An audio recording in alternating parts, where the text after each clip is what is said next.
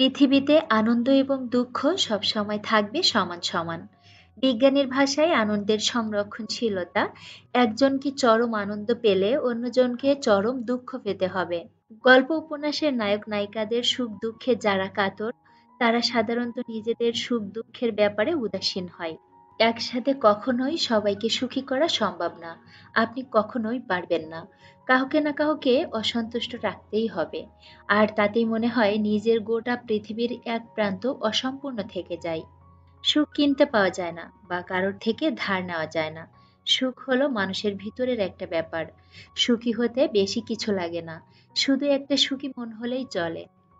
আসসালামু আলাইকুম, আমি নাসরিন নাহার আছি আপনাদের সাথে। বাংলাদেশি ব্লগার নাসরিন চ্যানেলে আপনাদের সবাইকে আরও একবার স্বাগত জানাই। কাছে এবং দূরে যে যেখান থেকে আমার এই ভিডিওটি দেখছেন, আশা করছি আল্লাহর অশেষ রহমতে আপনারা সবাই ভালো আছেন। আলহামদুলিল্লাহ, আমরাও ভালো আছি। এখানে আমি 5টা লেবু নিয়েছি, আর লেবুগুলাকে এরকম ছোট টুকরা করে কেটে নিয়েছি।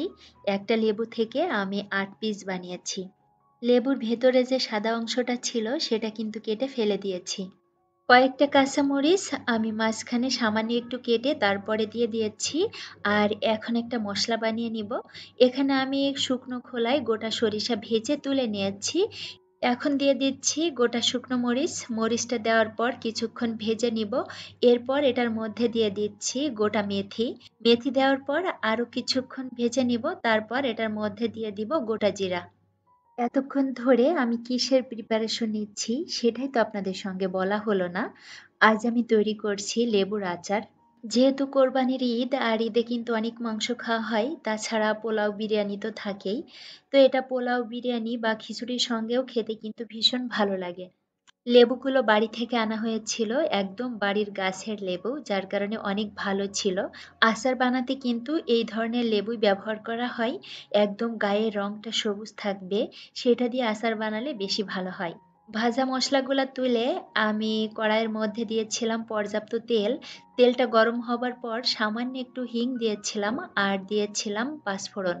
এরপর আমি চুলাটা বন্ধ করে তেলটা ঠান্ডা হতে দিয়েছি। আর এই সাইডে আমি বাকি প্রিপারেশনটা নিয়ে নিচ্ছি।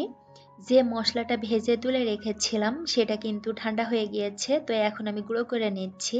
একদম মিহি পাউডার করব না, একটু দানা দানা রেখে দিব। এখন লেবুটা মেখে নিব। তো মাখার আগে এটার মধ্যে দিয়ে দিচ্ছি বিট লবণ, নর্মাল লবণ, পরিমাণ মতো হলুদের গুঁড়া, আর যে মশলাটা আমি রেডি করে রেখেছিলাম সেটা। সব উপকরণগুলো একসঙ্গে হাত দিয়ে সুন্দর করে মেখে নিচ্ছি। তবে এটা খুব বেশি জোরে মাখা যাবে না, তাহলে কিন্তু লেবুর রসটা বেরিয়ে যাবে আর এটা কিন্তু তেতো হয়ে যাবে।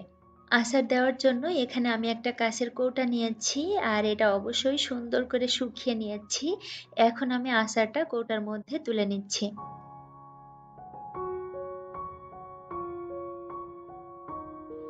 যে তেলটা গরম করে রেখেছিলাম সেটা কিন্তু একদম ঠান্ডা হয়ে গিয়েছে। তো আমি এখন তেলটা ঢেলে দিচ্ছি। তেলটা এমন পরিমাণে দিতে হবে যাতে আচারটা তেলের নিচে ডুবে থাকে, তা না হলে কিন্তু আচারটা নষ্ট হয়ে যাবে। লেবুর এই আচারটা যদি সঠিক পদ্ধতিতে বানানো হয় তাহলে খেতে কিন্তু অসম্ভব মজার হয়। আর এটা যদি বানানো একটু ভুল হয়ে যায় তাহলে কিন্তু তেতো হয়ে যায়, একদমই খাওয়া যায় না। তো আমার আচারটা কিন্তু রেডি হয়ে গিয়েছে। এখন এই আচারটাকে আমি 5 দিন রোদে দিয়ে সুন্দর করে শুকিয়ে নিব, তাহলে আর নষ্ট হবে না। একদম কড়া রোদে শুকাতে হবে। তো আমি কিন্তু আচারটা ছাদে শুকাতে দিয়েছি, পাশাপাশি কিছু চালের গুঁড়িও রোদে দিয়েছি। কারণ কোরবানির ঈদে কিন্তু আমাদের বাসায় রুটি বানানো হয়। গরুর মাংস দিয়ে রুটি খেতে আমার বাসার সবাই অনেক পছন্দ করে।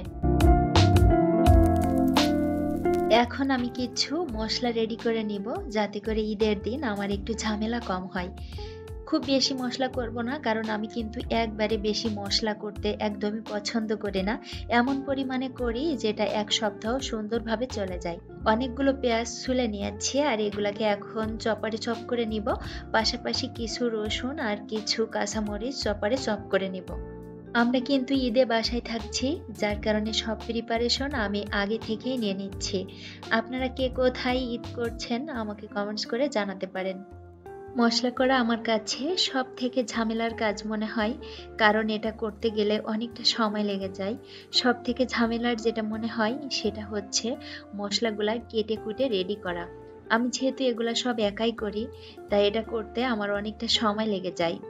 আর মশলাটা বানানোর পরে কিন্তু অনেকটা হালকা লাগে, মনে হয় মাথার উপর থেকে একটা ভারী বোঝা নেমে গিয়েছে। মশলা করা থাকলে কিন্তু রান্নার কাজটা অনেক সহজ হয়ে যায়, রান্না করতে তেমন কোনো ঝামেলা হয় না।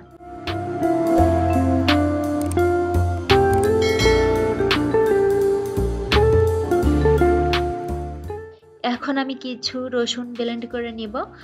আর রসুন ব্লেন্ড করার সময় আমি শুধুমাত্র সরিষার তেল আর লবণ দিয়ে তারপরে ব্লেন্ড করি, তাহলে কিন্তু এই মশলাটা নর্মাল ফ্রিজে রেখে দিলেই অনেক দিন ভালো থাকে। রসুন আগে কিছু ব্লেন্ড করা আছে, তাই পরিমাণে অল্প করে নিচ্ছি। ব্লেন্ড করার সময় পানি দিলে এটা কিন্তু আবার খুব বেশি দিন নর্মাল ফ্রিজে ভালো থাকে না, নষ্ট হয়ে যায়। তবে আমি যেভাবে ব্লেন্ড করেছি, এভাবে ব্লেন্ড করলে এটা অনেক দিন পর্যন্ত নর্মাল ফ্রিজেই ভালো থাকে। এটার স্বাদ, গন্ধ, কালার কিছুই নষ্ট হয় না। একইভাবে আমি কিন্তু আদা আর রসুনের পেস্টটাও করে নিয়েছি। আমি আদা আর রসুন সম পরিমাণে নিয়েছিলাম। তো আমার সব মশলাগুলা কিন্তু রেডি করা হয়ে গিয়েছে। এখন এগুলাকে আমি নর্মাল ফ্রিজে রেখে দিব। ঈদের আগের দিনে আমি কিন্তু অনেক কাজ গুছিয়ে রাখি, এতে করে ঈদের দিনটা একটু রিল্যাক্সে থাকা যায়। তবে আজ অনেক কষ্ট হয়ে গিয়েছে, কারণ এগুলা করার পাশাপাশি আপনাদের সঙ্গে একটা ভিডিও শেয়ার করেছি, যার কারণে আমার উপর দিয়ে কিন্তু অনেক ধকল গিয়েছে। এছাড়াও আমি কিন্তু ঈদের আগের দিন রাতে ডেজার্ট আইটেমগুলা রান্না করে রাখি, এতে করে ঈদের দিন কিন্তু রান্নার ঝামেলা একটু হলেও কম থাকে।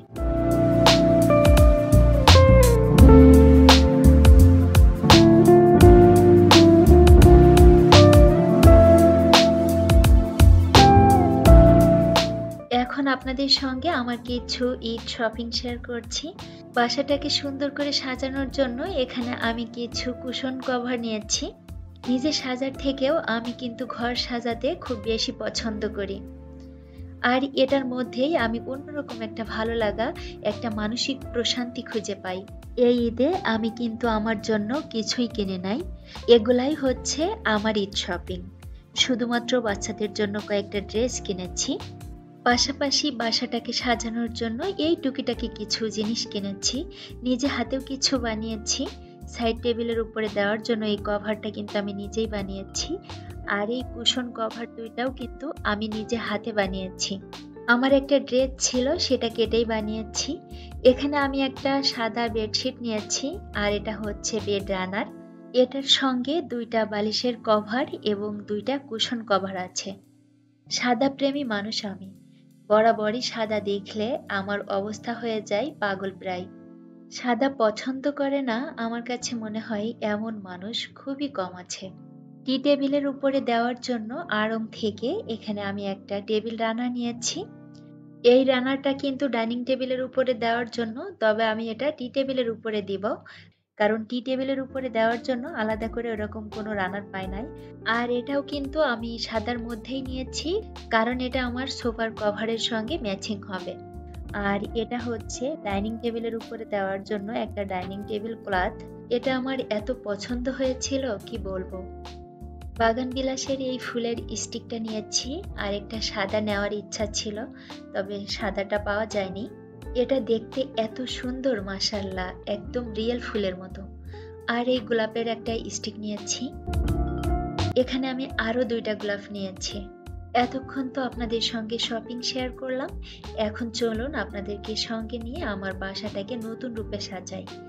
সাজানোর পরে দেখতে কেমন লাগছে সেটা তো অবশ্যই আপনাদের সঙ্গে শেয়ার করব। তবে এত কষ্ট করে সাজানোর পরে নতুন রূপে আমার বাসাটা দেখতে কেমন লাগছে সেটা জানাতে আপনারা কিন্তু একদমই ভুল করবেন না। যাই হোক, আমি কিন্তু অলরেডি বাসা সাজানোর মিশনে লেগে পড়েছি, কারণ আমার যে আর তর্স হয়েছে না। এগুলা দিয়ে আমার বাসাটাকে সাজানোর পরে না জানি দেখতে কত সুন্দর লাগবে। আমি কিন্তু অলরেডি বেডশিটটা পেরে দিয়েছি, আর তাতে কিন্তু ঘরের লুকটা অনেকখানি চেঞ্জ হয়েছে। এরপর আমি সাইড টেবিলের উপরে কভারটাও দিয়ে দিয়েছি। টি টেবিলের উপরে আগে যে রানারটা দেওয়া ছিল সেটা তুলে এখন নতুন যেটা কিনে এনেছি সেটাই পেরে দিব।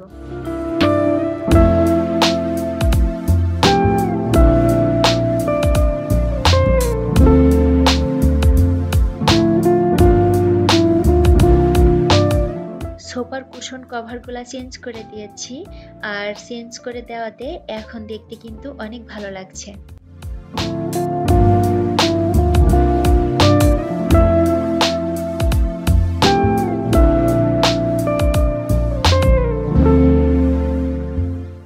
আমার বেডরুমটাকে আমি কিন্তু অলরেডি নতুন রূপে সাজিয়ে নিয়েছি, আর সাজানোর পরে এটা দেখতে কেমন লাগছে সেটা আপনাদেরকে এক নজরে দেখিয়ে দিচ্ছি। জানি না আপনাদের কার কাছে কেমন লাগছে, তবে আমার কাছে কিন্তু অসম্ভব সুন্দর লাগছে। আমি আমার রুচি, পছন্দ, সাধ্য এবং স্বাদ অনুযায়ী আমার সর্বোচ্চ উজাড় করে আমি এভাবেই গুছিয়ে নিয়েছি।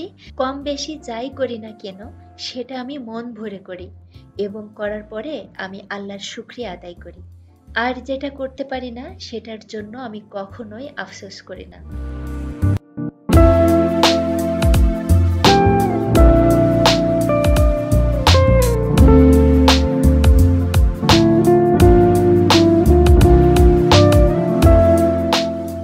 বেডরুমটা সুন্দর করে গোছানোর পর আমি মাইমুনাদের রুমে চলে আসছি, আর এখানেও আমি খুব সুন্দর একটা বেডশিট পেরে দিয়েছি। এটা কিন্তু নতুন না, অনেক আগের পুরাতন, তবে তোলা ছিল। সাইড টেবিলের উপরে যে কভারটা দেওয়া ছিল সেটা চেঞ্জ করে দিয়েছি। রুমে খুব বেশি কিছু যে পরিবর্তন করেছি তা কিন্তু না, তবে এই সামান্য পরিবর্তনেই কিন্তু রুমে নতুন একটা লুক দিয়েছে।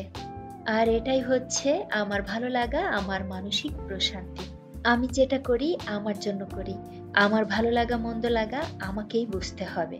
আমি যখন আমাকে ভালোবাসবো তখন গোটা পৃথিবী আমাকে ভালোবাসবে, আর আমি যখন আমাকে অবহেলা করব তখন গোটা পৃথিবী আমাকে অবহেলা করবে। অন্যের ভালোবাসা পেতে হলে আগে নিজেকে ভালোবাসতে হবে। আমি এমন অনেক নারীকেই দেখেছি যারা কিনা দামি দামি জিনিস কিনে তুলে রাখেন, আর যখন বাসায় মেহমান আসেন তখন বের করেন। আমি কিন্তু এটা কখনোই করি না। যে কোনো জিনিস কেনার পরে আমি কিন্তু সেটা আগে নিজে ব্যবহার করি। যাই হোক, আপনাদের সঙ্গে কথা বলতে বলতে আমি কিন্তু মাইমুনাদের রুমটা গুছিয়ে এরপর চলে এসেছি গেস্ট রুমে। গেস্ট রুমে যে ফ্লোর বেডটা আছে এখন সেটাই গুছিয়ে নিচ্ছি। ডাইনিং রুমটা সাজানোর পরে সেটাও আপনাদের সঙ্গে আজই শেয়ার করতে চেয়েছিলাম, তবে ভিডিও করার পরে দেখি অনেকটা বড় হয়ে গিয়েছে, তাই ওটা আর আজ আপনাদের সঙ্গে শেয়ার করছি না। আর আজ ডাইনিং রুমটাকেও গোছানো হচ্ছে না।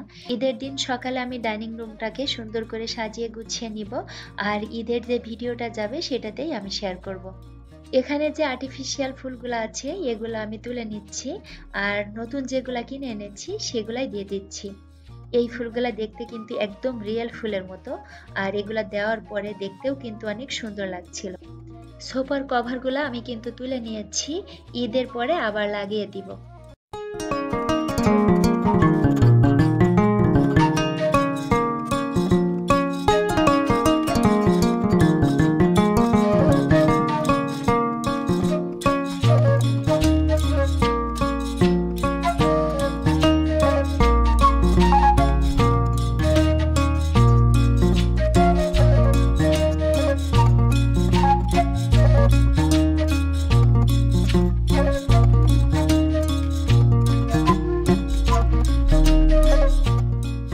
মোটামুটি আমি কিন্তু গেস্ট রুমটাকেও গুছিয়ে নিয়েছি, আর গোছানোর পরে এটা হচ্ছে ফাইনাল লুক। দেখতে দেখতে আমি কিন্তু ভিডিওর একদম শেষ প্রান্তে চলে এসেছি। তো সবাইকে ঈদের অগ্রিম শুভেচ্ছা জানিয়ে আজকের ভিডিওটি এখানেই শেষ করছি। দোয়া করি আপনাদের সবার ঈদ ভালো কাটুক। প্রচন্ড এই গরমে সবাই সাবধানে থাকবেন, পরিবার পরিজন নিয়ে সবাই ভালো থাকবেন, সুস্থ থাকবেন। আমার পরিবারের জন্য আপনারা সবাই দোয়া করবেন। ফাতেমার জ্বর, তো ফাতেমাকে যেন আল্লাহ দ্রুত সুস্থতা দান করেন, সবার কাছে দোয়ার দরখাস্ত রইল। সবকিছু যদি ঠিকঠাক থাকে, আল্লাহ যদি ভালো রাখেন, সুস্থ রাখেন, তাহলে ইনশাল্লাহ ঈদের সুন্দর একটি ভিডিও ঈদের পরে আপনাদেরকে উপহার দিব। তো সে পর্যন্ত সবাই ভালো থাকবেন, সুস্থ থাকবেন। আল্লাহ হাফেজ। আসসালামু আলাইকুম।